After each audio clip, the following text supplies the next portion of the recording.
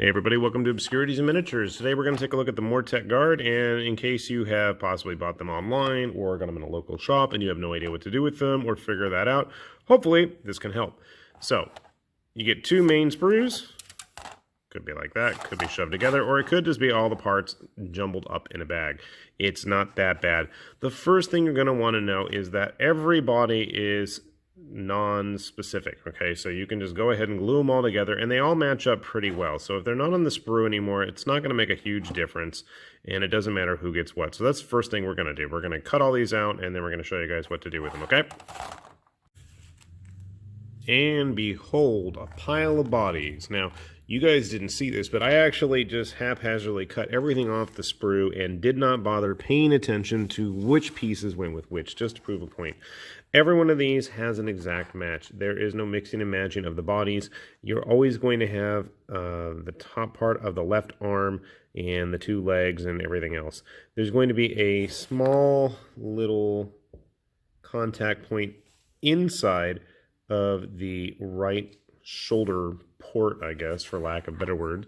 And it is a little bit modular in how you get to put in the arms. So you only really have two choices.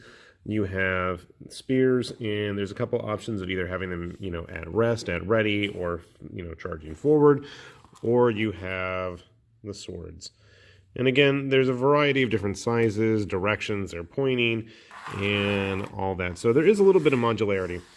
You get 9 basic heads, and I say basic because these are just the without frills, without fancy stuff, and we're going to get to the fancy ones in a moment. So they're not much to look at right now, and I'm not going to really bother because they're tiny and they keep getting stuck to my fingers and rolling off, so I'm not going to bother with those. Next up, we have the shields. The shields are kind of cool, actually. They have a nice little plug right here that just insert the arm and boom, you're done. That's it. That's all you have to do for the arm. There's not a whole lot you can do with the shields. Unfortunately, they're just go in front of them and that's that. Not like the weapon hand.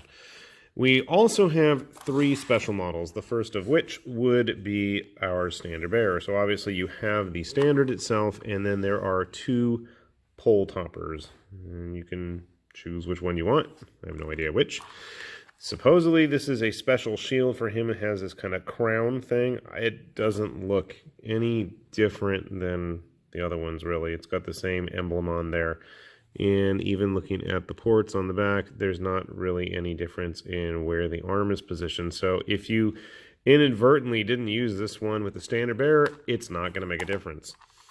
Couple other things. He has a sword to hang on his hips because he's obviously carrying the banner. You have a hand to hold the banner. There's a nice little plug right here. Stick it in. And then he has his choice of special heads. He has a little bit fancier heads, despite my filthy fingers covered in glue and paint at the moment. So you can see they have kind of a little bit more filigree bonage going on there than, let's say, the average looking Terminator head. So those are the standards. There's also going to be the guy who wields the great sword, and it's basically just this hand, and then you have an extra forearm that attaches both to the arm right here, and it will go on any model in the unit. See? So it's entirely up to you. He does not get a special head, unfortunately, but if you wanted to give him one, by all means, I'm not going to tell GW. Finally, we have the leader of the band, who I believe was called the Hecatos, as I'm knocking things over here. He's supposed to have a special shield. You can see it's got a little jewel in it, and he actually does have a different icon, hieroglyphic, whatever, on his shield there. So keep that in mind. He has way fancier head options. I might use one of the spare ones with my greatsword guy, just because. Very samurai looking. I mean, obviously they're just bone, but... And then he also has a special sword, supposedly. It's got these fingers growing off it at the bottom. And it's supposed to be kind of raised up, and there's a skull on the blade itself, in case you get confused. So I'm going to go ahead. There are 10 included in the Feast of Bones box, so I'm going to build, I'm thinking most of mine are going to be swordsmen, if only because I have an awful lot of conquest spearmen, at least for the time being, I can use as spears until I get more of these guys. And honestly, I'm probably just going to use the shields anyway. I like sword and board. So I'm going to get these put together and we'll see what they look like, yeah? So here you can see the beginnings of the assembled horde and when they got primed, just for the heck of it, to see how he looked with a nice bony color.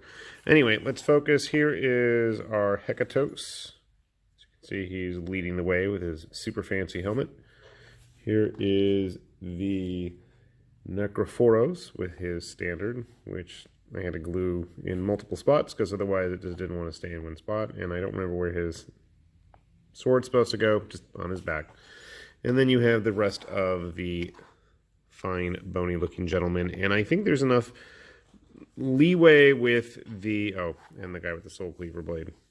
And I did give him a fancy head that I got glue attached to. I need to clean off. Okay. You can see him there. Anyway. So, as I was saying, I think there's enough leeway and give in flexibility in terms of how you build them all. Obviously, I used nothing but swords, but if you wanted to use nothing but spears, you're more than welcome to do that, and it would totally work. And grabbing a couple of models just to get a good sense of scale. Here is how a human stacks up with the Mortek. So you can see they are a little bit shorter, actually. Or at least most of the basic ones are. But I guess with our Hekatos there, he is about human size. Grabbing some other models just to fiddle with. A Mantic human. About right in scale. Goblin for the heck of it. And because I know you guys, I can't be the only one that's wondering how they're going to look as substitute Necron. Because these are the bread and butter, the part of the army party. I don't know what I'm saying. They are going to be a little bit shorter than actual Necron models, which is a bit of a shame. And I mean, some of them would be really cool, interesting looking Necron substitutes. I'm going to save all of my extra parts just because I feel like you're going to have some interesting opportunities. At the very least, you got a whole bunch of skulls now to decorate, or skull-like skulls, machine skulls to decorate your bases with. But overall, I gotta say I'm impressed, and I have only built these guys so far.